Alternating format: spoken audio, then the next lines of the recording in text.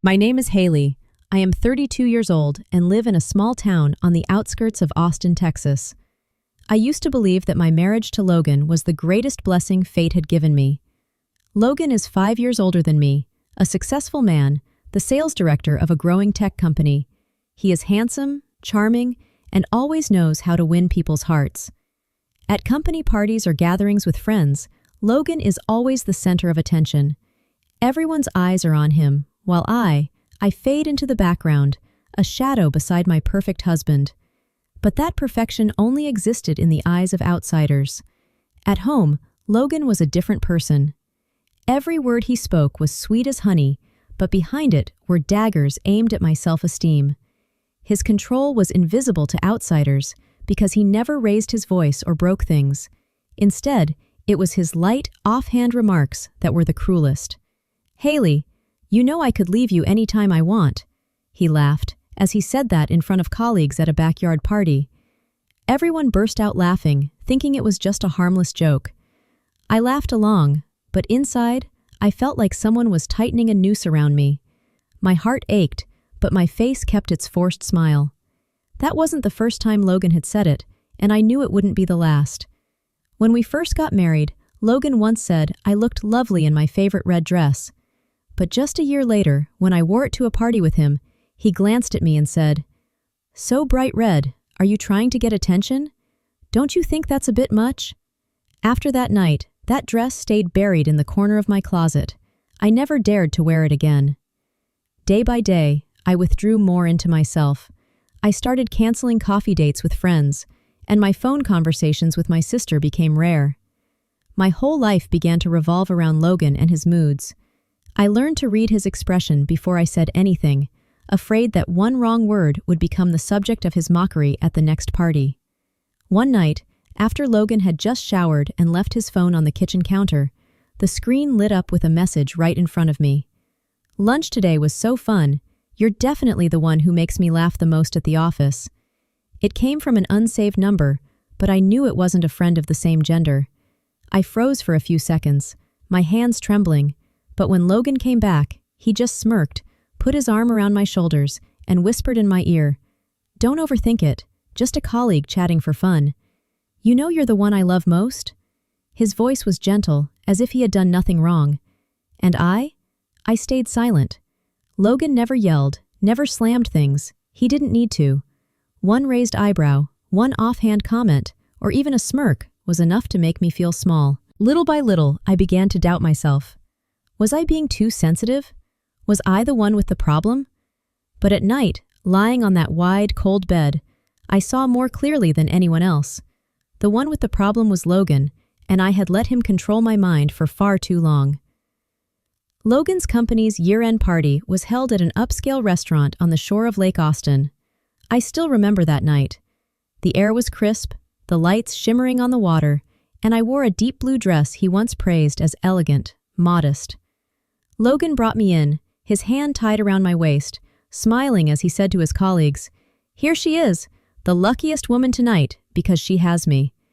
Everyone laughed. Someone raised a glass to toast. I just gave a faint smile, staring into my glass of wine to hide the numbness inside. As the night went on and the drinks flowed, Logan became more reckless. He kept leaving the table, whispering and laughing with colleagues, glancing at me now and then with tired, smug eyes. When the music started, Logan pulled me to the dance floor. The loud music, the dazzling lights, but what haunted me most were his words in my ear. "You know, Haley, I swear if I woke up tomorrow and you were gone, I probably wouldn't even care. A woman like you, anyone could replace." My heart skipped a beat. I stepped back, wanting to break free from his arms, but Logan laughed loudly and held me tighter, as if he'd just told the best joke. The colleagues around us thought we were just teasing each other, and they laughed again. No one saw my hand trembling. When the party ended, Logan could barely stand. I helped him down the long hotel hallway to the company's reserved rooms. He collapsed onto the sofa, eyes half closed, mumbling, "Amy, don't make a big deal out of everything. I'm still here, right? I'm still here." I looked at him, feeling empty. A thought flashed through my mind, as clear as if someone had whispered it in my ear. I quickly walked to the desk, opened a drawer, and took out the document I'd prepared on many sleepless nights. The prenuptial agreement he always refused to sign because he said, "There's no need, I'm faithful." I sat down in front of him, my voice soft as the breeze. "Honey, to help me feel at ease, why don't you sign this? Just as a promise, even for fun." Logan laughed loudly, the smell of alcohol strong. "You're funny, Haley. You think I need that to stay with you? Give it here." He grabbed the pen, scrawled his signature boldly, then leaned back on the sofa and fell asleep, still smirking in his drunken haze. The next morning, he woke up with no memory of the night before, except for the headache and the bitter taste of leftover alcohol. I had carefully folded the signed paper, tucked it into my purse, pressed flat like a lucky charm. That afternoon, I met with Monica, my best friend from college, now a lawyer in Dallas. Monica didn't ask many questions when I handed her the paper. He silently read every line, every word. When she finished, she took off her glasses and looked at me with a mix of sympathy and determination. "You know, in the right hands, this is a weapon. I'll help you formalize it, add what's needed to protect you, just in case." I nodded. My heart no longer trembled. I only felt cold, the kind of cold that makes you more clear-headed than ever. From that day on, I started keeping detailed notes, the dates and times Logan came home late, the times he left hotel receipts in his pockets, the strange messages that popped up on his phone when he left it on the dining table. I no longer cried. Each dot in my notebook was a puzzle piece, a step in a plan I never wanted to need, but had to prepare. I stopped asking where he went or why he was late. I quietly gathered the evidence. His indifferent words and gestures no longer hurt the way they once did. They just pushed me further from the illusion of marriage I had tried so hard to hold on to. Since that night, when Logan signed the paper he thought was just for fun, I began playing a perfect role that even he couldn't see through. Every morning, I woke up early to prepare his favorite breakfast, sunny-side-up eggs with soft yolks, toast just crisp enough, and coffee made with the exact amount of milk he liked. When he came downstairs, I already had his tie in hand and a smile always on my lip. "You're always so busy. I just want you to feel at ease when you come home," I said softly, my eyes full of affection as I looked at him. Logan smirked, pleased with himself, thinking I had become more sensible, that I still needed him like before. Every time I accompanied him to a company party, I dressed just the way he liked, modest, understated, always wearing just enough of a smile so he wouldn't have to worry. When he boasted to colleagues, "Haley always knows how to make me proud," I simply smiled, poured him more wine, and praised him in front of everyone. But deep down, I was no longer the Haley he thought he could easily manipulate. I quietly observed and remembered every detail, the shifty look in his eyes when a message came in, the impatience when I casually mentioned those odd late-night meetings he claimed to attend. Logan began to act like he had the right to slack off, to live more recklessly, because he believed I no longer had the strength to resist. He became bolder about bringing his lover to places he used to avoid if I was around. Once, at a crowded charity gala, I spotted him in a shadowed corner with a blonde woman. The way they looked at each other was unmistakable. When I approached, Logan turned to me, draped his arm around my shoulders, and introduced himself. "This is a new colleague, Haley. You know I always appreciate my colleagues, right?" I kept a polite expression, shook the woman's hand, and never took my eyes off Logan. He thought he was controlling the game, but he had just exposed a weakness for me to mark. One evening, when Logan went out claiming he had to entertain clients, I opened the desk drawer in my private room and took out the small box Monica had given me in Dallas. Inside was a tracking device no bigger than a coin. I quietly went to the garage and attached it under Logan's car. My hands didn't shake, my heart didn't race anymore. I had been ready for this moment for a long time. From that night on, whenever Logan said he was traveling for work or attending an urgent meeting, I opened the app on my phone and watched the red dot move on the map to places where no meetings were happening, a hotel by the lake, a resort nearly 30 miles from home, or sometimes a strange apartment I had never heard him mention. I didn't ask, didn't confront him. Each time he came home, I still had warm food waiting, still gently asked about his work, still listened as he complained about colleagues, about clients. Logan grew more confident that I completely trusted him, that I couldn't live without him. His friends became more fond of me, thinking I was the ideal wife. At parties, they often joked, "Logan's so lucky to have such a sweet wife like Haley. That's rare these days."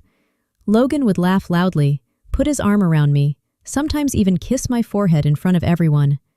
I always say, "Haley's the best gift I've ever had." I only responded with a gentle smile, but when his gaze swept past, I looked deep into his eyes and saw the arrogance, the pride, and the carelessness he didn't even realize he showed.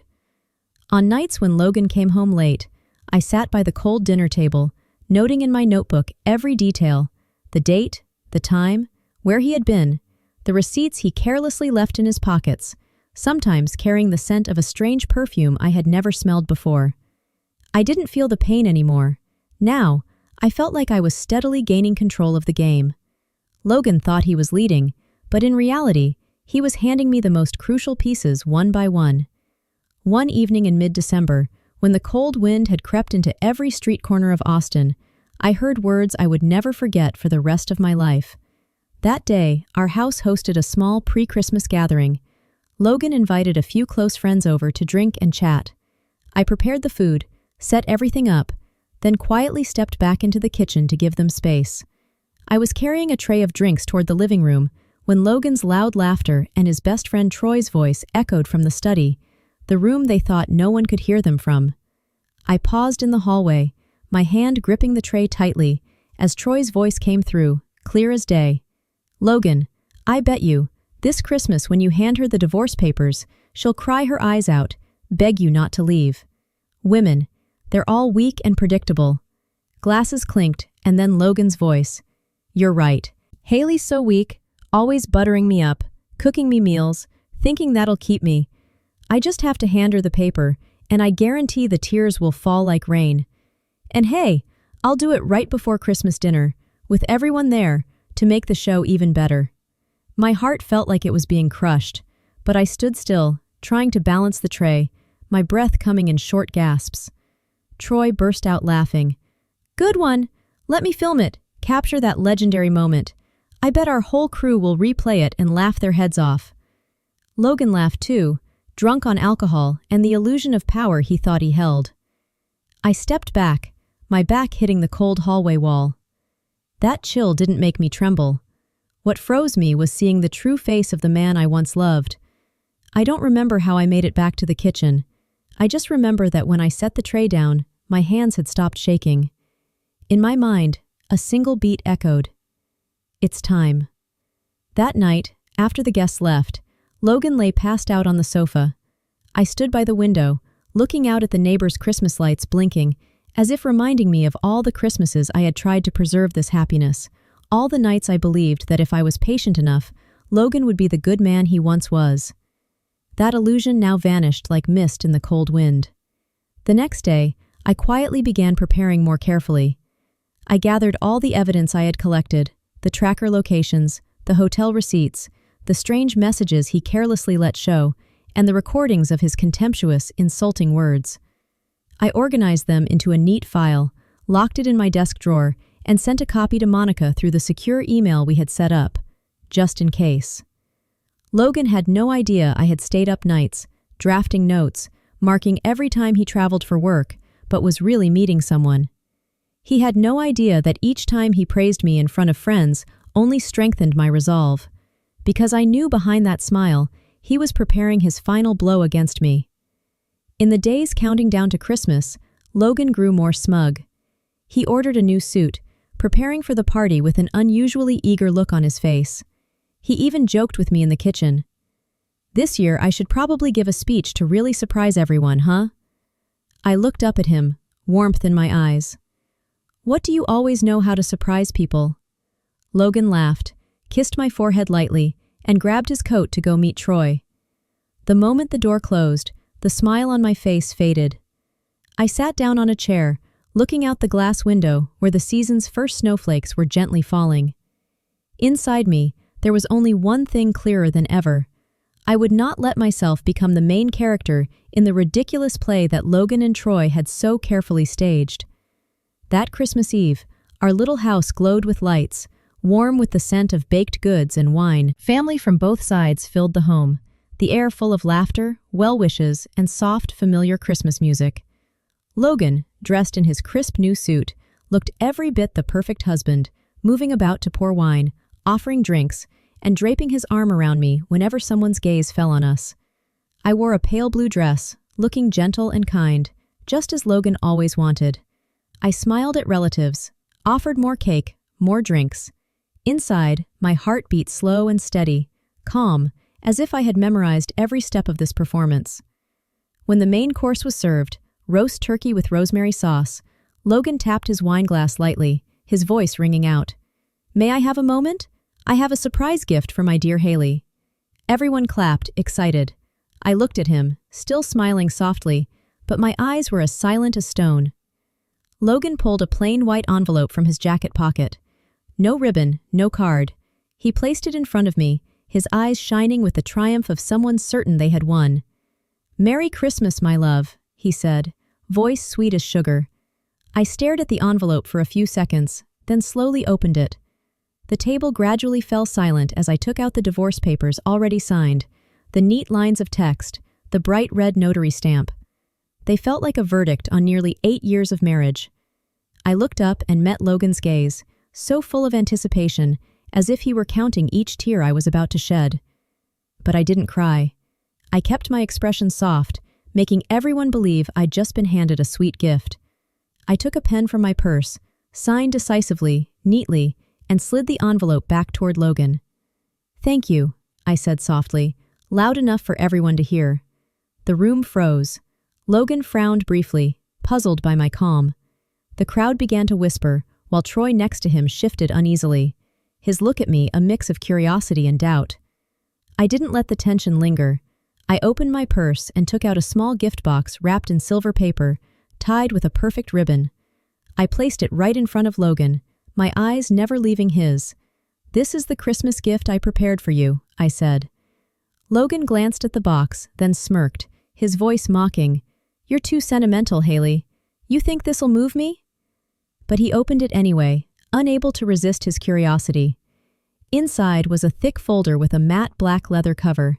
Inside were the prenuptial agreement he had signed during that drunken night nearly a year ago, along with the appendices my lawyer had completed. Certified copies, signatures, dates, all valid and proper. Logan's face paled, his smile frozen as he flipped through the pages. He swallowed hard, glancing at me, then looking around as if hoping someone would save him. What is this?" he stammered. My voice stayed light, but each word weighed like stone. "This is the gift you gave me, Logan. I simply kept it safe, and now I'm returning it to you." A heavy silence filled the room. I watched him for another beat, then took a small card from my purse and gently placed it in front of him. "And this?" He opened it, his hand trembling slightly. Inside was an ultrasound image. He stared at it, his eyes widening. You're pregnant?" I inclined my head slightly, my eyes steady and kind.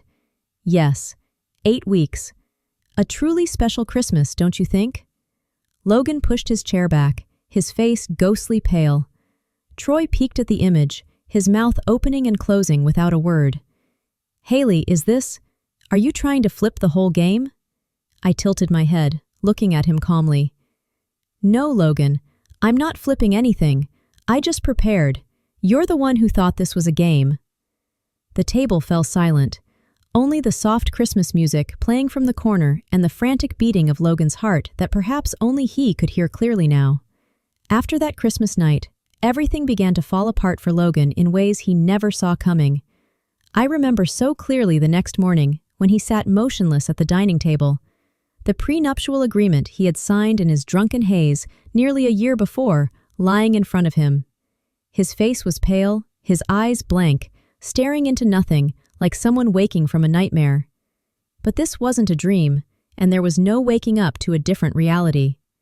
My lawyer, Monica, quickly completed the legal procedures. In less than a month, all the papers were confirmed by the court, and Logan officially lost over 70% of our shared assets, including the house we had lived in, most of the shares he had invested in his private company, and the properties he had worked so hard to build over the years. All because of that agreement he had once signed with a smirk, thinking it was just a joke. The news spread fast. Among friends and colleagues, Logan had once been seen as the model of a successful, confident man, a husband who knew how to keep the family flame alive. Now the rumors swirled everywhere, that he was foolish, that he destroyed himself out of arrogance, that he was brought down by the very wife he had most underestimated. The gatherings where Logan once stole the spotlight gradually saw his absence. People started avoiding mentioning his name in conversations. Troy, the one who once patted his back and laughed loudest at their shameful bet, now kept his distance, no longer daring to reach out. Monica once told me that Troy had called her hesitantly, asking for information but not daring to mention Logan's name for long during the call. Logan's career didn't escape the downward spiral either. At the company at first, colleagues still saw him as a former hero, deserving a little sympathy. But over time, every small mistake he made at work came under sharper scrutiny. Missed delivery deadlines, delayed contract signings, unanswered emails, all became excuses for management to quietly push him out of the position he'd once been so proud of. One afternoon, I happened to see the company's internal newsletter in an old family email inbox Logan had forgotten to revoke my access to. His name no longer appeared in the quarterly commendation list. The employee honor board in the main lobby, where his portrait had once been displayed with the words, "Symbol of Success," had been replaced by someone else. No one publicly tore him down. The silence and forgetting were the deadliest blows. Logan was quietly demoted. He was left with only small, trivial tasks, minor contracts he used to assign to subordinates. He left the office earlier, but not because his work was done, because there was no one left for him to impress. In the following days, I began receiving emails from his company's accounting department about the payments mandated by the divorce settlement. The sum was so large, they had to break it into installments with apologies for the delay. I didn't feel happy about the money. I just felt relief that I had finally escaped the gilded cage Logan had built around my life all those years. Logan's messages began to trickle in, filled with hesitant words, half wanting to reach out, half too ashamed to face me. "Haley, I'm sorry. I didn't think it would end like this. Can I see you for a moment?" I didn't reply, not because I hated him. Simply, there was nothing left to say. Everything he needed to hear, he heard that night, in my calm gaze, in my fearless smile. As soon as the court finalized everything, I called a locksmith. On a freezing January morning, I stood in the entryway, watching the locksmith remove the old locks and install brand new ones. He didn't ask anything, just worked diligently, occasionally smiling when I offered him a cup of hot tea. When he handed me the new keys, I gripped them tight, feeling the cold metal that, to me, symbolized a new beginning, a door that truly belonged to me. I started changing everything in this house. The cold beige walls were repainted a warm, pale yellow. I took down the abstract paintings Logan had chosen to make the house look successful and replaced them with small photo frames. A sunrise I captured in Austin, a corner of the Galveston beach from the summer I was 20. After years of holding back because of Logan's words, indoor plants just clutter the house. I boldly placed orchid and fern pots on the windowsills. For the first time in years, my kitchen smelled of baked goods, cinnamon, and apples. I played soft jazz as I cooked, my hands in dough, quietly singing along. My cousin Rachel moved in when I was 6 months pregnant. Rachel, 3 years older than me, is a strong, warm woman. She showed up with a big suitcase and a bag full of baby care books, smiling brightly.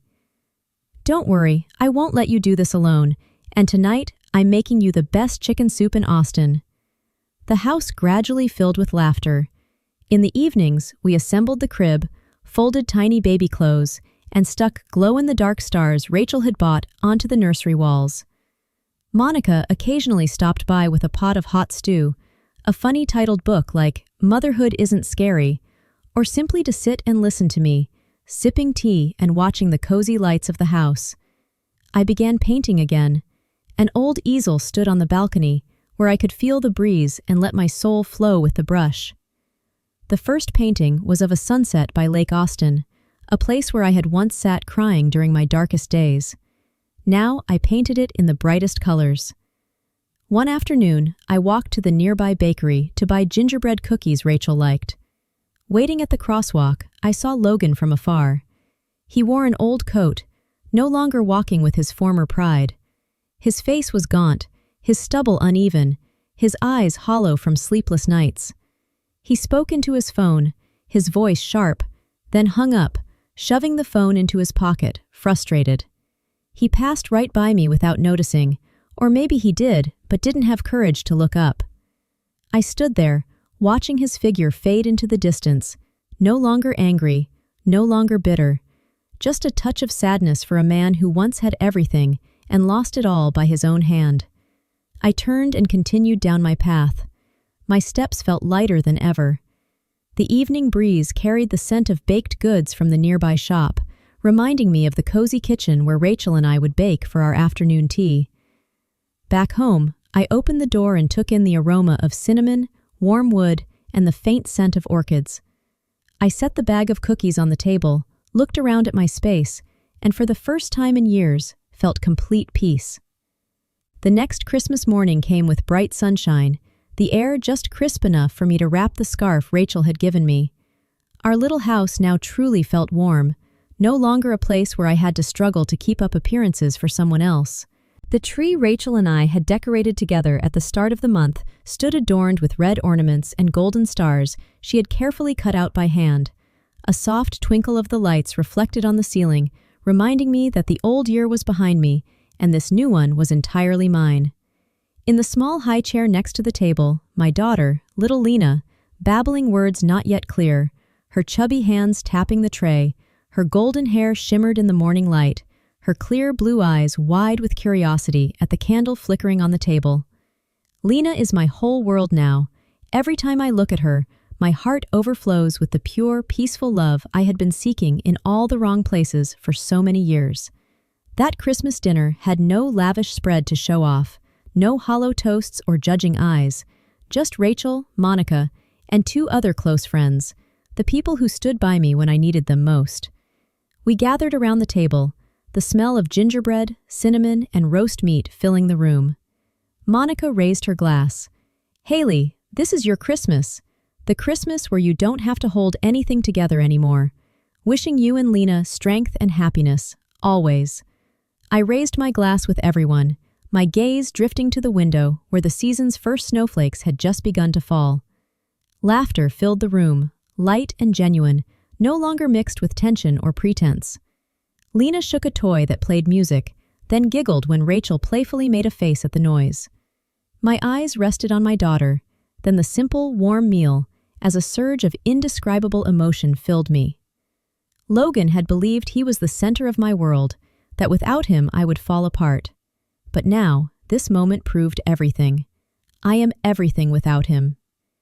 After dinner, we sat by the fireplace. Lena slept peacefully in my arms, her steady, warm breathing like a miracle. Rachel gently draped a light blanket over us, whispering, "You did it, Haley." I closed my eyes, soaking in the simple happiness I once thought was out of reach. Outside, the night wind blew softly, carrying the sound of church bells, signaling a truly peaceful Christmas. No more tears hidden behind forced smiles. No more fear each time I stepped through the door. Just me, my daughter, and a brand new beginning, where love doesn't need permission, where strength doesn't need to be proven to anyone. What do you think of Haley's story and her courageous choice? Share your thoughts in the comments below, and don't forget to follow the channel for more heartfelt, inspiring stories about family life.